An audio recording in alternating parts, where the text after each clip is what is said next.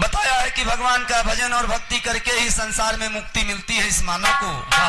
तो एक प्रसंग भोजपुरी विरह में कवि ने लिखा है कैसे, और 4 लाख भूमिका दिया है कवि ने।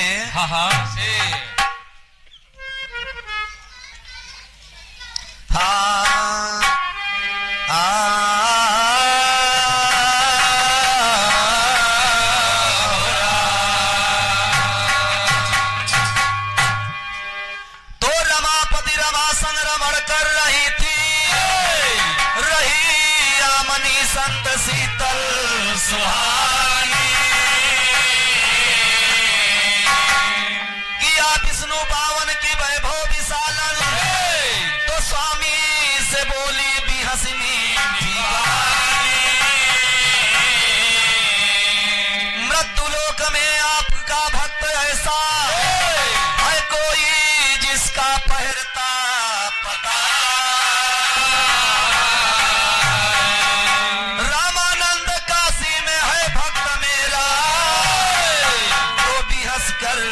बताने लगे विष्णु दाता। भूमिका में कवि ने लिखा है कैसे कि रमापति रमा संग रमण कर रही थी। यानी जब विष्णु भगवान क्षीर सागर में शयन कर रहे थे, देवी लक्ष्मी उनके चरण दबा रही थी। विष्णु भगवान के चरण दबा रही थी देवी लक्ष्मी। चरण दबाते दबाते अचानक देवी लक्ष्मी ने अपने पति विष्णु भगवान से प्रश्न किया कि स्वामी, आपके इस संसार में न जाने कितने भक्त हैं इस दुनिया में, लेकिन क्या कोई आपका मृत्यु लोक में भी भक्त है? तो विष्णु भगवान ने कहा, देवी, मृत्यु लोक में मेरा तो एक बहुत बड़ा भक्त है जिसका नाम है रामानंद। तो देवी लक्ष्मी कहती हैं कि वो रामानंद कहाँ रहता है स्वामी? मैं उस रामानंद की परीक्षा लेने और ये देखने जाना चाहती हूँ कि आप जितना बताते हैं उतना बड़ा भक्त वो है या नहीं है। तो कवि ने कव्वाली का नमूना दिया है कैसे। अरे ख्वाजा पिया निगाह करम कर गरीब पे, मैं भीख मांगता हूँ मोहम्मद के नाम पे।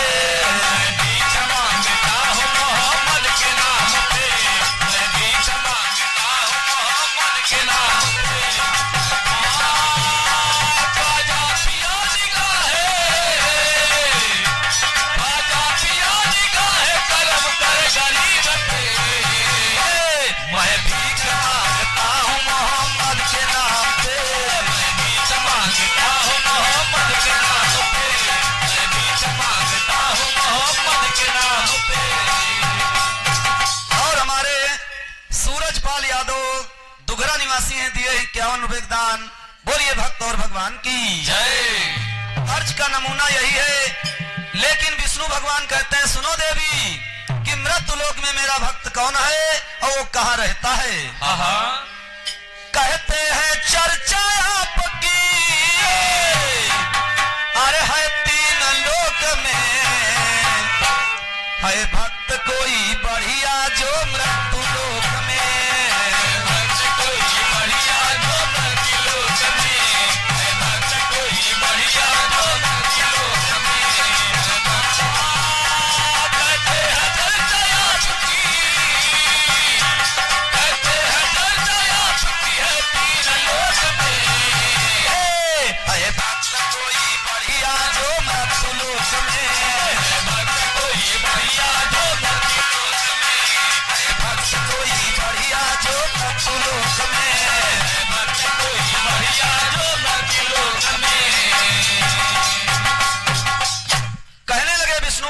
सुनो देवी, मेरा भक्त काशी में रहता है जिसका नाम है रामानंद। तो देवी लक्ष्मी ने कहा, कौन सी काशी नगरी स्वामी? हमें आप सही से बताइए जिससे मैं उस काशी को जाकर आपके भक्त रामानंद की परीक्षा सही से ले सकूं। तो विष्णु भगवान ने कहा, सुनो देवी, काशी जो बनारस वाली काशी है उसी काशी में मेरा भक्त रामानंद रहता है। अंतरे में कवि ने लिखा है कैसे। तो काशी तीनों लोक में न्यारी बखानी जा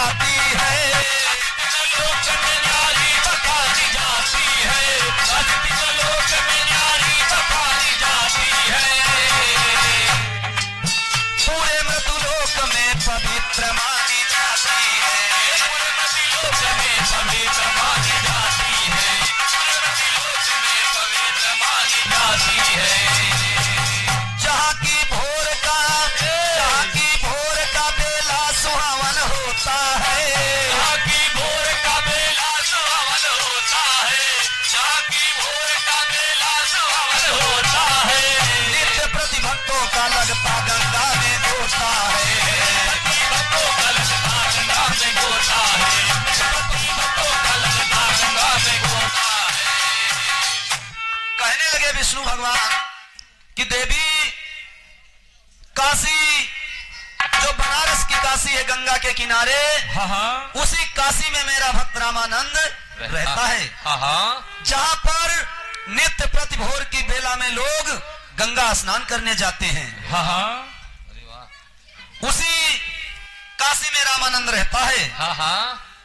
लक्ष्मी जी ने अपने पति विष्णु जी से पूरी बात जब जान ली कि रामानंद काशी में रहता है, तो लक्ष्मी जी चल देती हैं विष्णु भगवान से आज्ञा लेकर, और आदेश लेकर के जब आती हैं मृत्युलोक में, तो काशी के किनारे जब पहुंची तो सोच रही है कि मैं रामानंद को पहचानती नहीं हूं, रामानंद कैसा है। तो लक्ष्मी जी वहीं बैठ गई गंगा के किनारे। तब तक भोर की बेला में तमाम लोग गंगा स्नान करने आए। तो लक्ष्मी जी सोच रही ऐसा तो नहीं, यही भीड़ में है वो रामानंद। तो उन्होंने सोचा कि कैसे मैं रामानंद को पहचानूं या ढूंढूं। तो लक्ष्मी जी ने वही एक मायावी फुलवारी बनाया, एक मायावी फुलवारी बना दिया जिसमें नाना प्रकार के पुष्प खिले हुए हैं। रामानंद गंगा स्नान करके जब लौटे तो उनकी नजर जब पड़ी फुलवारी पे, तो उन्होंने सोचा कि लाओ इस फुलवारी का एक सुंदर फूल तोड़ ले भगवान को चढ़ाने के लिए। कवि ने तर्ज का नमूना दिया है, कैसे? हाय हर बेला भोरहारिया में, हर बेला भोरहारिया में शीतल बयारिया लहरे, ओ लहरे गम गम गम कै फूलवारिया लहरे,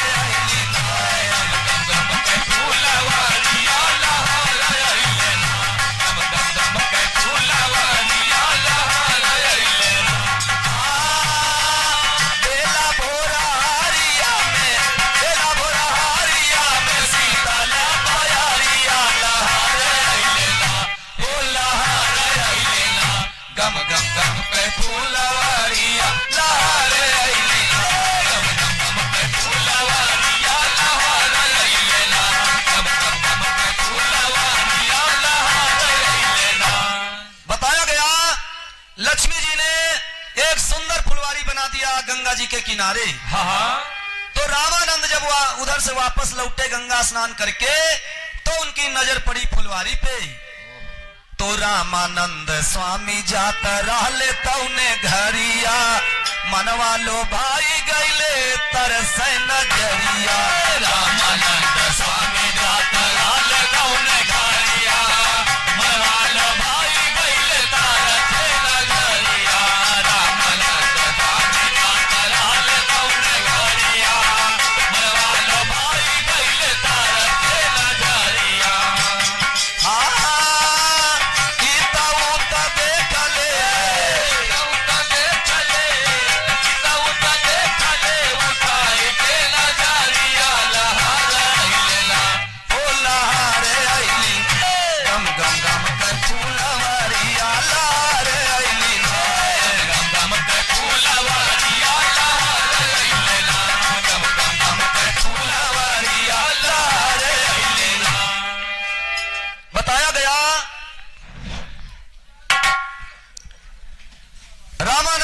स्नान करके जब लौटे, और उनकी नजर जब पड़ी फुलवारी पर, इधर उधर देखा कोई नहीं है, क्योंकि लक्ष्मी जी ने सुंदर फुलवारी बनाकर, और सुंदर फुलवारी बना करके एकदम गायब है। वो सोच रही हैं कि रामानंद मुझको जान न पाए, मेरी फुलवारी का फूल अगर तोड़े तब मैं जो भी कुछ कहना है कहूंगी।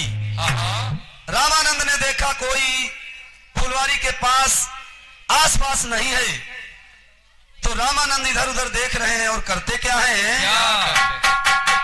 हाय इता उत देख ले उठाई के नजरिया,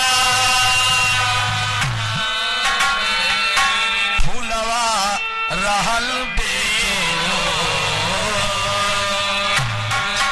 नहीं रखवाला नहीं लौके मलिया, रामानंद लिए फूल तो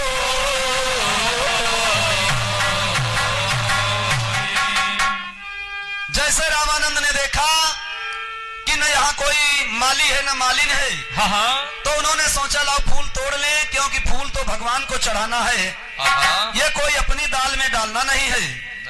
तो रामानंद ने जैसे फूल तोड़ लिया, उसी समय फूल तोड़ करके जैसे फुलवारी के बाहर अपना कदम निकाले, तो लक्ष्मी जी मालिनी का भेष बना करके और आ गई और रामानंद को आवाज लगाया कि रुक जाओ, तुम कौन हो?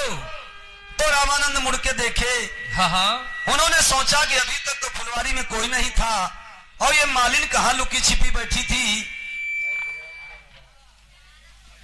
लक्ष्मी जी ने मालिन के भेष में रामानंद से पूछा तुम कौन हो? तो रामानंद बेचारे मार हड़बड़ा गए और कहने लगे मैं रामानंद हूं। तो लक्ष्मी जी ने कहा तुम कौन रामानंद हो? तो रामानंद ने अपना सही परिचय बता दिया कि मैं विष्णु भक्त रामानंद हूं। तो लक्ष्मी जी ने जान लिया कि मैं जिसकी परीक्षा लेने आई हूं ये तो वही है, और मेरे पति ने कहा था ये बड़ा भक्त है तो यहाँ चोरी कर रहा है।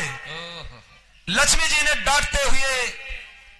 डांटते और फटकारते हुए रामानंद से कहा, क्या कहा? हाँ तो बोली गरज के भवनिया हो नहीं तनिको डरैला, बोली गरज के भवनिया हो नहीं तनिको डरैला, बोली गरज के भवनिया हो नहीं तनिको डरैला, के करे इजाजत से तोड़िला सुमनवा,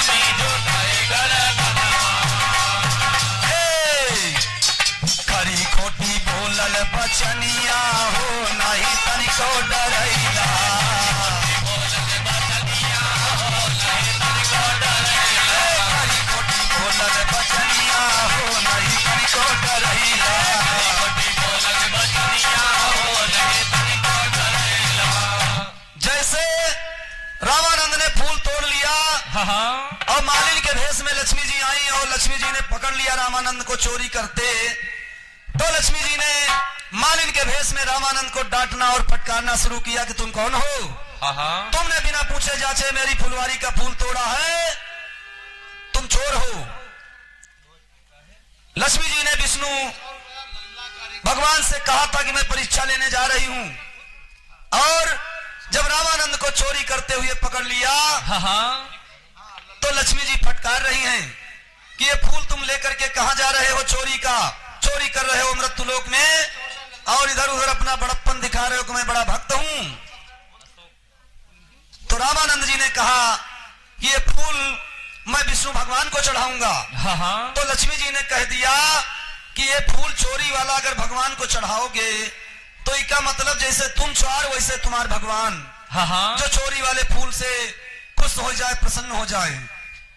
और हमारे लल्ला कैटर्स ललितपुरवा की ओर से 101 रुपए का दान, और हमारे कौशल भैया जी भोजपुर निवासी हैं, 101 रुपए का पुरस्कार। बोलिए साचे दरबार की जय। जैसे लक्ष्मी जी ने मालिन के भेष में फटकारते हुए कहा जैसे तुम चोर वैसे तुम्हारे भगवान है, जब तुम्हारे चोरी वाले फूल का वो स्वीकार कर लेते हो।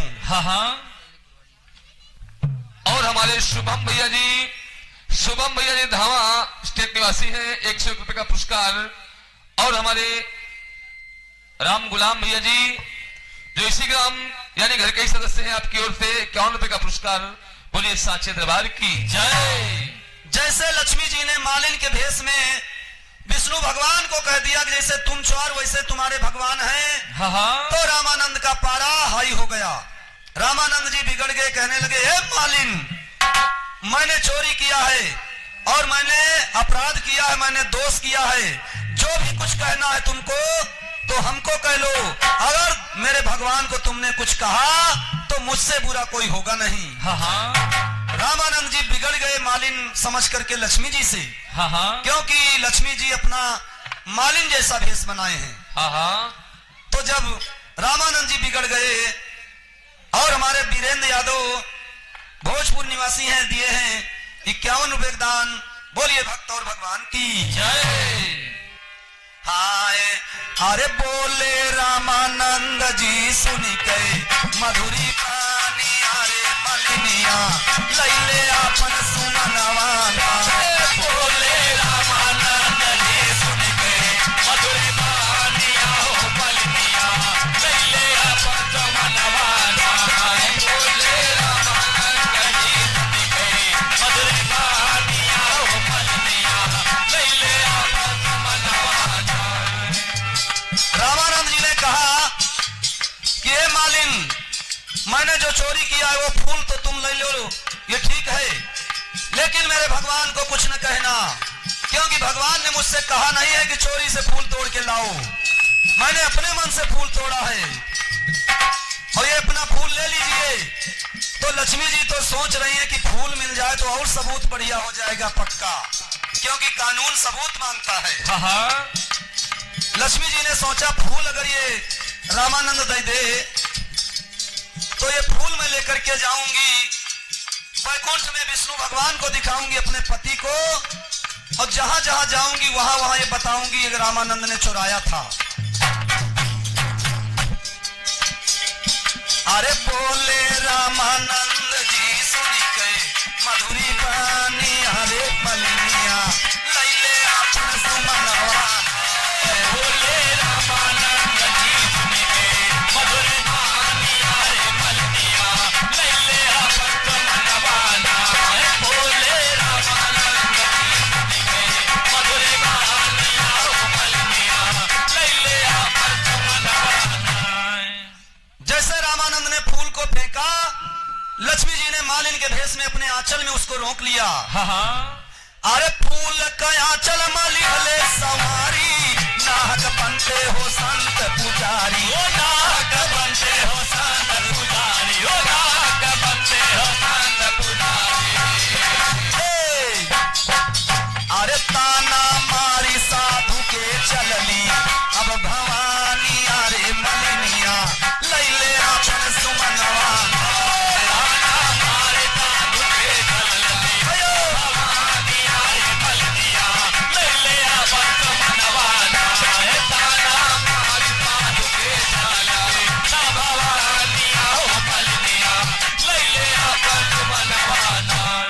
जैसे रामानंद जी ने फूल को फेंका, लक्ष्मी जी ने मालिन के भेष में उस फूल को अपने आंचल में रख लिया, आंचल में छिपा लिया, और वहां से जब जाने लगी तो रामानंद को और ताना मार के चली कि बड़े पुजारी बड़े संत बनत हो, इधर उधर चोरी करत हो, आजू या चोरी कोई बाकी न रही जो न जान पावे।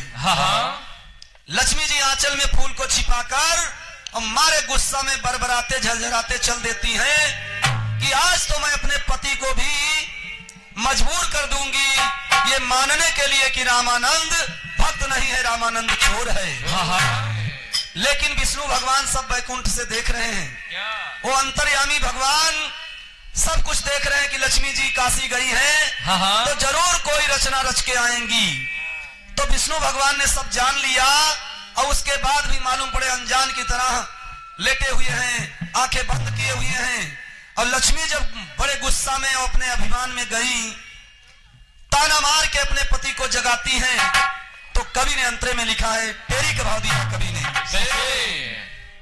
आए अरे सजनवा से पूछब चली गए, अरे राम सजनवा से पूछब चली गए, अरे लक्ष्मी चली कैद करिया चल में सुमनवा सजनवा से पूछब चली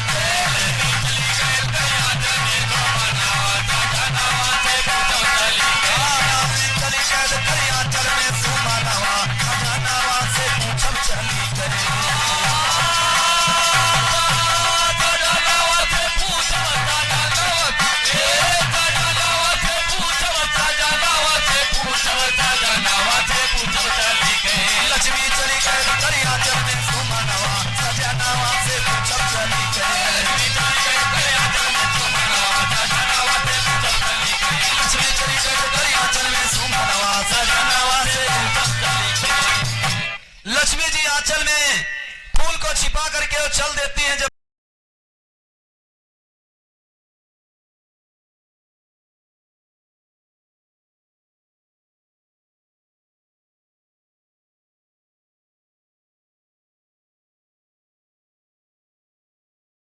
वैकुंठ को पहुंचती है तो कवि ने लिखा है कैसे तो जाए पति से कहे भवानी बनते हो पावन भगवान जाए पति से कहे भवानी बनते हो पावन भगवान जाए पति से कहे भवानी बनते हो पावन भगवान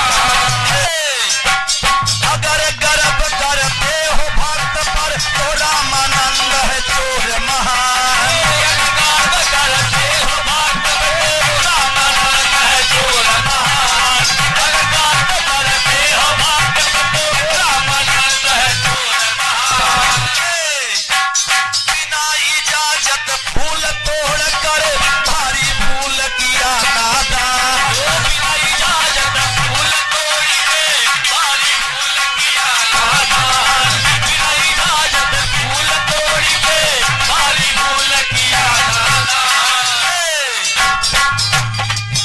अरे लगी दिखाने खोल के आंचल लगी दिखाने खोल के आंचल फूल बना बालक बुढ़वा लगी दिखाने खोल के आंचल फूल बना बालक गुणवान लगी दिखाने खोल के आंचल फूल बना बालक गुणवान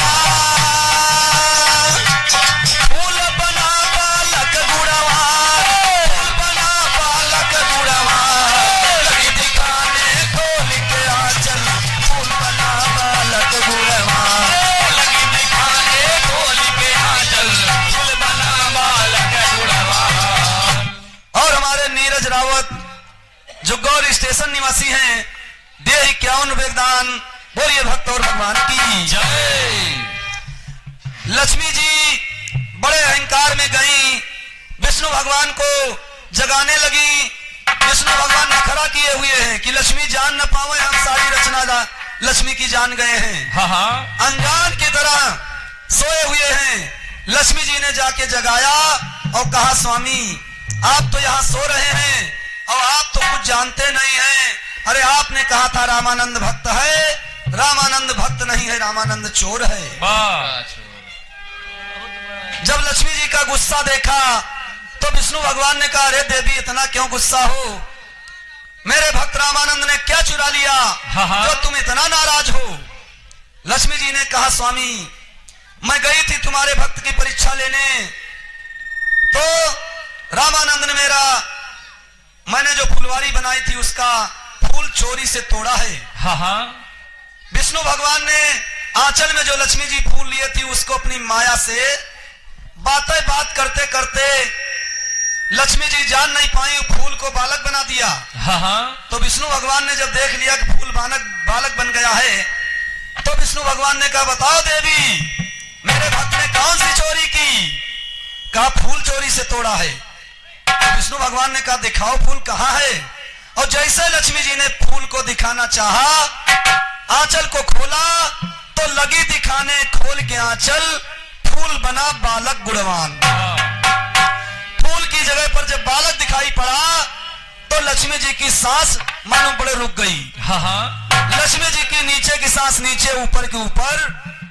विष्णु भगवान हंसने लगे, कहा लग अरे लक्ष्मी तुमको इतना अहंकार आ गया, तुमको इतना गुस्सा आ गया कि उसमें तुमको पता ही नहीं, कोई लड़का तुम खुद चुरा के लाई हो और कह रही हो तुम्हारा भक्त रामानंद चोर है। विष्णु भगवान ने उल्टा चोर लक्ष्मी जी को बना दिया। चोरी का नाम लक्ष्मी जी को लग गया। विष्णु भगवान कहा लगे, हे लक्ष्मी, अरे तुम तो रामानंद की परीक्षा लेने गई थी कि कोई लड़का चुरावे गई थी। अब लक्ष्मी जी के एकदम बोलती बंद। जितना गुस्सा और अभिमान था सब खत्म हो गया। तो विष्णु भगवान और लक्ष्मी जी को फटकारते हैं कि लक्ष्मी, ये किसका लड़का चुरा लाई हो? ये लड़का जहां से चोरी करके लाई हो वहीं छोड़ आओ, नहीं जिस महतारी का बच्चा है वो महतारी मर जाएगी बच्चे के बिना। और हमारे राम शंकर भैया जी कुमारनपुर निवासी दिए हैं 51 रुपए दान। बोलिए भक्त और भगवान की जय। और हमारे प्रमोद भैया जी जो यही मोहल्ले के निवासी हैं, दिए 51 रुपए दान। बोलिए भक्त और भगवान की जय। विष्णु भगवान ने कहा, लक्ष्मी, ये बच्चा जहां से लाई हो वहीं छोड़ आओ।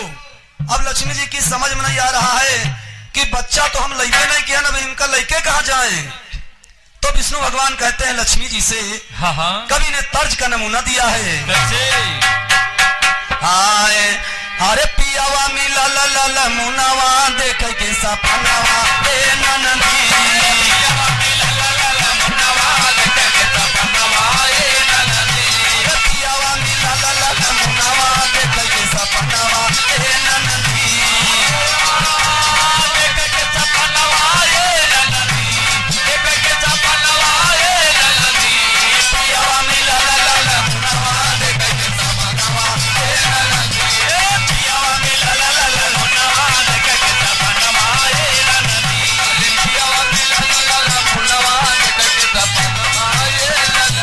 और हमारे राकेश भैया जी जो कुमारनपुर निवासी दिए हैं 51 रुपए दान। बोलिए भक्त और भगवान की जय। यही तर्ज का नमूना है। लेकिन विष्णु भगवान कह रहे हैं देवी लक्ष्मी से, अरे बोला तनी हमारे समानवा का भइल सुमानवा ए रानिया, हमारे समानवा का भइल सुमानवा ए रानिया, बोला तनी हमारे समानवा का भइल सुमानवा ए रानिया, का भइल सुमानवा ए रानिया, का भइल सुमानवा ए रानिया, बोला तनी हमारे समानवा का भइल सुमानवा ए रानिया, बोला तनी हमारे समानवा का भइल सुमानवा ए रानिया, बोला तनी हमारे समानवा का भइल सुमानवा ए रानिया। विष्णु भगवान ने कहा, हे लक्ष्मी, अरे जरा ऊपर देखो। लक्ष्मी जी सर नीचा किए हैं, एकदम शर्मिंदा हो गई। विष्णु भगवान से निगाह नहीं मिला रही, इतना लज्जित हो गई। तो विष्णु भगवान के, हे लक्ष्मी, अरे मैं आपसे कह रहा हूँ, अरे काहे बदे लक्ष्मी चोरावे ला ला ला नावा, काहे बदे लक्ष्मी चोरावे ला ला ला नावा, काहे बदे लक्ष्मी चोरावे ला ला ला नावा, देवे आइलू रामानंद जी के हो रहनावा, देवे आइलू रामानंद जी के हो रहनावा, देवे आइलू रामानंद जी के हो रहनावा, अरे गोदिया में लाई के ललनवा, गोदिया में लाई के ललनवा का भाई सुमनवा ए रनिया, गोदिया में लाई के ललनवा का भाई सुमनवा ए रनिया, गोदिया में लाई के ललनवा का भाई सुमनवा ए रनिया, का भाई सुमनवा ए रनिया, का भाई सुमनवा ए रनिया, गोदिया में लाई के ललनवा का भाई सुमनवा ए रनिया, गोदिया में लाई के ललनवा का भाई सुमनवा ए रनिया, गोदिया में लाई के ललनवा का भाई सुमनवा ए रनिया। विष्णु भगवान ने कहा, देवी, अरे किसी का बालक चुरा लाई हो, कहां से लाई हो?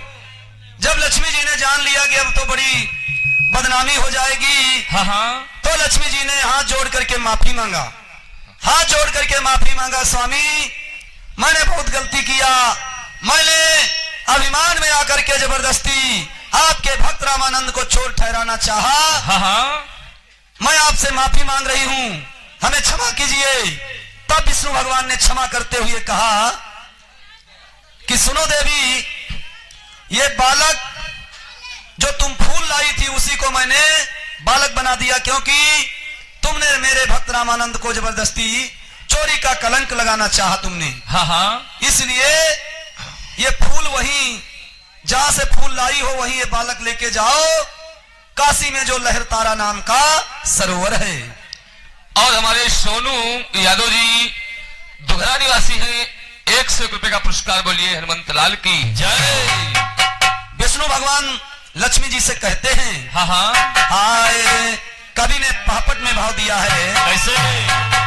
अरे दिख लागे जब गोदी में और ललनवा मनवा मोहेला, और लक्ष्मी से बोले विष्णु ते क्षणवा मनवा मोहेला, लक्ष्मी से बोले विष्णु ते क्षणवा मनवा मोहेला, लक्ष्मी से बोले विष्णु ते क्षणवा मनवा मोहेला, मोहे मनवा मोहे मनवा मोहे मनवा मोहेला, लक्ष्मी से बोले विष्णु ते क्षणवा मनवा मोहेला, लक्ष्मी से बोले विष्णु ते क्षणवा मनवा मोहेला, लक्ष्मी से बोले विष्णु ते क्षणवा मनवा मोहेला। विष्णु भगवान कहने लगे, सुनो देवी, ठीक लहर तारा काशी में और बालक के पहुंचावा हो, सुघर सरोवर नीर में जाकर पत्ता पर इसे सुलावा हो। अरे सुनत लक्ष्मी कह दिहली और पयनवा मनवा मोहेला, और पहुंच गई जामा काशी दर में नवा मनवा मोहेला, पहुंच गई जामा काशी दर में नवा मनवा मोहेला, पहुंच गई जामा काशी दर में नवा मनवा मोहेला, मनवा मोहे मनवा मोहे मनवा मोहे मनवा मोहेला, पहुंच गई जामा काशी दर में नवा मनवा मोहेला, पहुंच गई जामा काशी दर में नवा मनवा मोहेला, पहुंच गई जामा काशी दर में नवा मनवा मोहेला। जैसे विष्णु भगवान ने कहा, देवी लहर तारा नाम का सरोवर काशी में है, और वहीं जाकर के कमल का फूल खिला हो तो उसके ऊपर, और कमल का फूल न खिला हो तो कमल के पत्ते के ऊपर इस बालक को लेटा दो। लेकर के लक्ष्मी जी चली गई। रात का समय था। रात में जब पहुंची तो कमल का फूल खिला नहीं था, कमल के पत्ते पे लेटा दिया, लेकिन सोच रही है कि रात का समय है, अगर मैं छोड़ करके जाऊंगी तो हो सकता कोई जीव जंतु आवे और इस बालक को मार डाले, इसलिए पाप लगेगा। तो लक्ष्मी जी चुपचाप दूर से बैठी देख रही हैं कि जब सुबह हो जाए तो भोर की बेला में ये ऐसा सुंदर सरोवर है कि कोई न कोई आएगा, और जब कोई न कोई आएगा तो इसका कोई न कोई वारिस बन जाएगा। लक्ष्मी जी एक किनारे बैठी हैं, पत्ते के ऊपर बालक को लेटा दिया। भोर की बेला में पेड़ों पे चिड़िया चहचहाने लगी, और धीरे धीरे जब सूर्यदेव उदय हो गए तब लक्ष्मी जी वहां से वापस चली आई। और लक्ष्मी जी जब वापस चली आई तो एक विवाहित दंपत्ति नीरू और नीमा नाम के झुलाहा वापस लौटे, शादी विवाह करके